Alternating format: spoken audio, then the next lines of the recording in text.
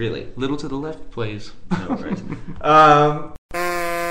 Funnily enough, That's a funny noise, man. I have some sad news to report.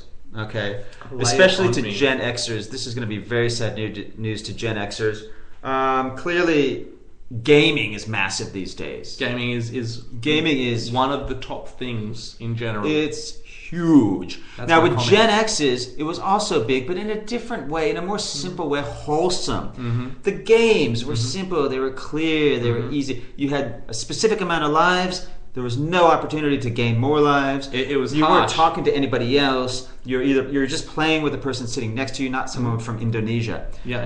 Now, therefore, the bad news I have to report: Atari has just filed bankruptcy. That is sad. Atari games. That is sad, man. That is absolutely... Because I did play Atari, believe it or not. Okay. Well, I had an Atari when I was like 4 years old. Look, I had an Atari... I think I've said it in past podcasts. Initially, we started out getting the original Pong game, which was just two little things, two paddles, boom, boom, boom, back and forth. But then we got the Atari 2600. All right. Oh, wow. And 2600. The 2600. That's a lot. That was the first one. That's like twice as much as if it was. Now, I would have been probably about 10, 12 years old at the time.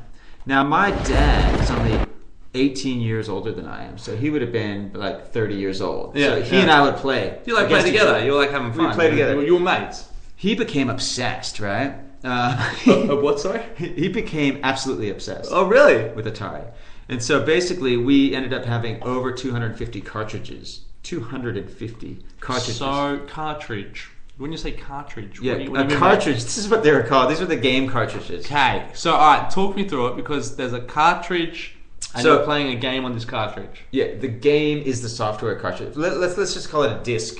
So it's in common terms, like in today's. So you took the DVD.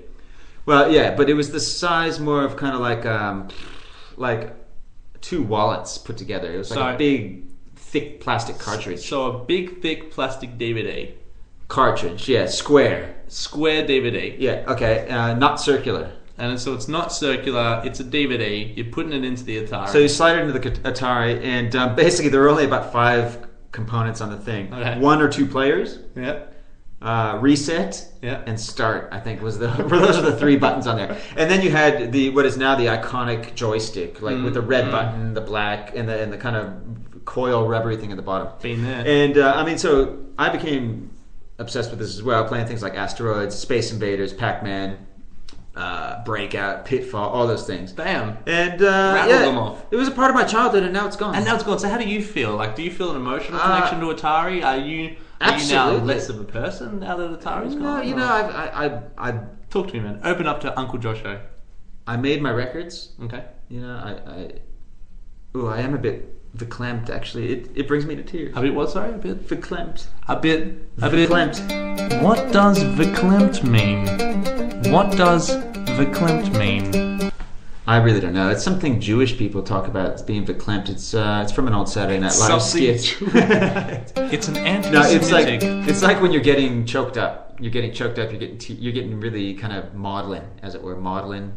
Verklempt means... Is it verklempt?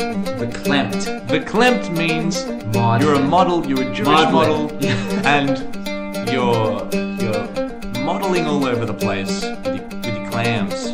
Let's move on. Now, following on from that, Atari, how would you feel, like, what is your game of choice now? Is it Nintendo or is it PlayStation? PlayStation is one of the favorites, but it's sort of it's a toss-up between PlayStation and Xbox 360. Oh, and that's Microsoft, right? That's Microsoft. Yeah, okay. Because they're sort of, they both bring different things to the table now. So you've got people that only play PlayStation, you've got people that only play Xbox, but it's only because they only have one console. Sure. You really need both if you're going to get the whole gaming experience. Do people really buy both? People buy... How much are they now? I have both. How much are they? You can get packages, go to your local JB Hi-Fi, who is not sponsoring the show, and you can get them for like $400 with a couple of games. Okay, yeah. So but these are pretty much like PlayStation is. It's almost like it's like a computer unto itself. Right? It's like a computer unto itself. If you attach a monitor directly to that, straight to it, so you don't do it with your TV anymore per se. You can do it. You do it with your TV. You do, but yeah, you. How so? You just plug it in. It's like okay. I thought it's like a plug-in for something else. Computer. No. Sure. So how many gigabytes were in an Atari? Those did not exist, dude. There was no such thing about any of that shit back then. This was the late 70s, early 80s. So, like 1 gigabyte? Or? There's no gigabytes. It's not about that. So how did you store like there was shit nothing like stored. If you wanted to finish a game in the middle, there was no pause, there was no nothing. You just had to finish it, or like, you know, mom called you to dinner, boom, you just had to let it die. Was it HD or? Yeah, I don't... HD, yeah, we had hot dogs when we ate with them, so HDs were hot dogs at that time. HD Atari? No. HD? No. I've got a bit of a situation for you, T-Mac. It's a little bit of an anecdote. Your lips are going really well with the audio. This is Josho's anecdote corner. Okay, here we go. So I'm gonna get you into the mood. So Josho wakes up in the morning. Okay, he generally doesn't wake up when his alarm goes off. So a certain mother of his has to come into the room a couple of times, go, Josh, get out of bed, you gotta go to work. You know what I mean? Sure. Then she might come in a couple more times, put some clothes in my room that she's ironed and folded for me. Maybe she's washed one of my protein shakers and she's brought it. When did she put her clothes on? This is after the third time she comes in. I'm kind of like, Mum, stop trying to jump in bed with me. Yeah, cover the balloons. That's a little bit weird. I don't know where I'm going with that one. Okay. So she comes in my room a couple of times. I jump out of bed 10-15 minutes later, and I'm still groggy because it's nice and early in the morning. I'm not thinking straight.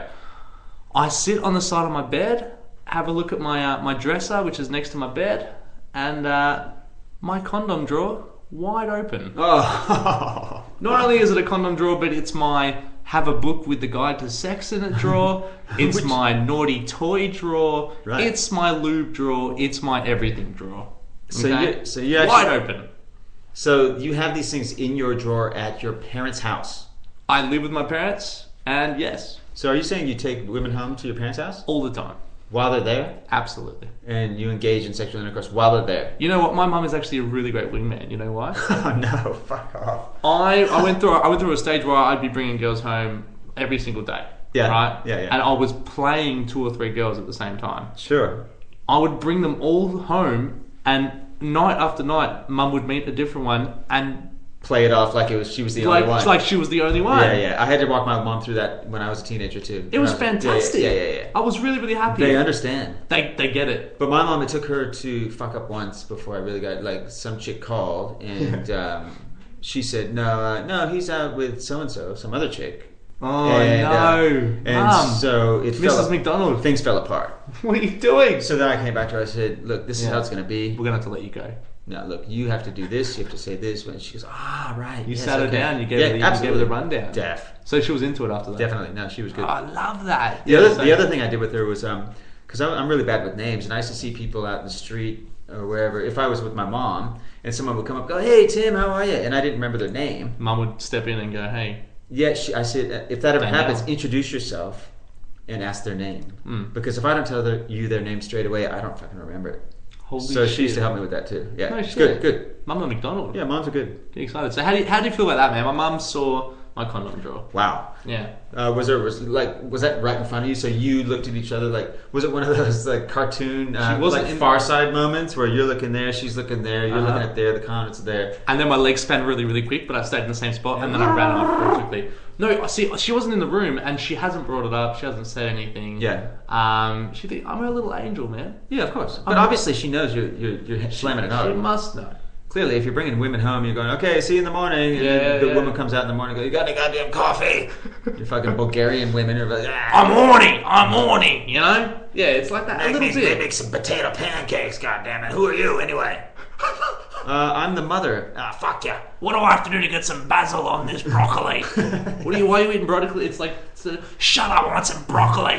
Bratwurst. Get me some bratwurst with some basil on it. We don't eat broccoli for breakfast. Well, I fucking do. You do now, bitch. I sucked your son off all night. I deserve something for that.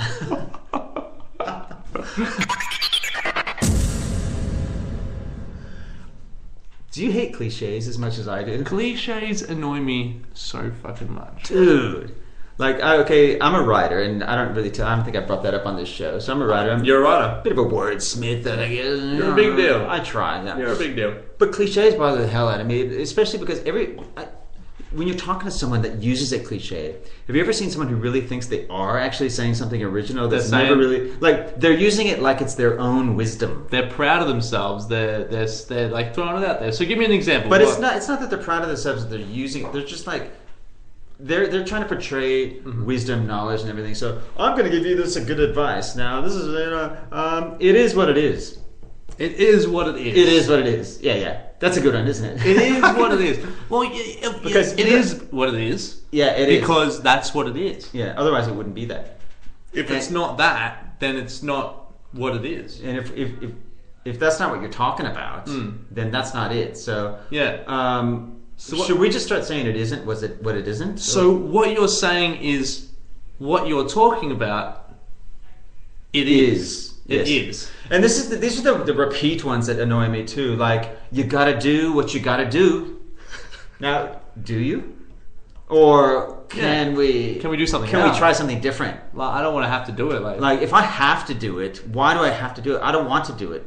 If you got to do what you forgot to do, I don't mind that one. No, you got to do what you forgot to do. Because you do, essentially. Because because if you forgot to do something, then you're insisting that you needed to do it. Yeah, exactly right. So you need to do that. Exactly. And so do it. How about if it's not here, it's there? I hate that one. I don't even know if that one's real, but I think I've heard it. You're making up cliches now. Well, how about this one? The grass is always greener on the other side. Yeah, well... Is that a cliche? That is definitely a cliche. Mm-hmm. You know, because, I mean, see, my grandmother used to come up with original ones, like... She would give me advice, and I've taken them on board, and like some of them were, I think, pretty good. Mm-hmm. Like I think one of them that she used to say a lot is, "If you're not naked, you're not working hard enough." That's a thank you. Yeah. Thank you, Grandma McDonald. Yeah. I mean, so it was actually Grandma Natoli. Very European. Very Italian. I'm thinking we come up with a couple of our own. Yeah. Spring to mind. So the butter's still oily in the morning. That's a good one. Yeah. You got this, man. The rubber on the tire is only black in the evening. Oh, nice. How about this one? If you're not naked, you're not working hard enough. Yeah, well, that's kind of what I just said before. No, you didn't. No, you said something about rubber, and then there was the... No, if you're not naked, you're not working hard enough. Yeah, I just came up with that. Yeah. You... Okay. Here's another one. I don't know. Let's just we're riffing here. We're riffing. We're lip sync riffing. This is off the cuff. This is off the cuff. The segments on an ant can only be counted in duality. Okay. Yeah. A Joey in the pouch is as good as the mother who has the pouch.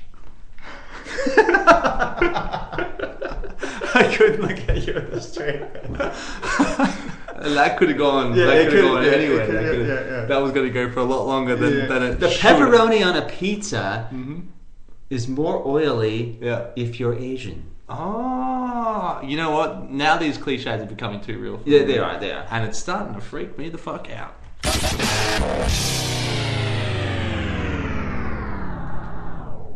Alright, man. Well, I mean, I am feeling nice and pretty relaxed right now. It's very nice to just be soothed. Bring it down a notch a little bit. Listening. Generational. Let's do some subliminal thinking. This is the selector. Generational. Gen. Get chips. Gen irrational. Get some chips. We're eating the chips. I'm horny. Doritos are fine. Get chips. If you are blind. We don't want to lead you to pizza, so stay on the chips. Now eat them. Nah mean. Just eat them. If I was your best friend. Alright, we're just getting dumb. We're just getting stupid. Alright, man. Well, I mean, that was really, we have Aaron Dixon and Danielle Mistretta to thank for that episode, don't we? Did we do? Yeah. In fact, they wrote all our material. Didn't they? Blame it on them. We're not even doing this recording right now. Blame it on them. It's all them. It's all lip synced. So and, on that note, listen, follow us on Facebook, friend us on Twitter, or do the opposite, whatever you like.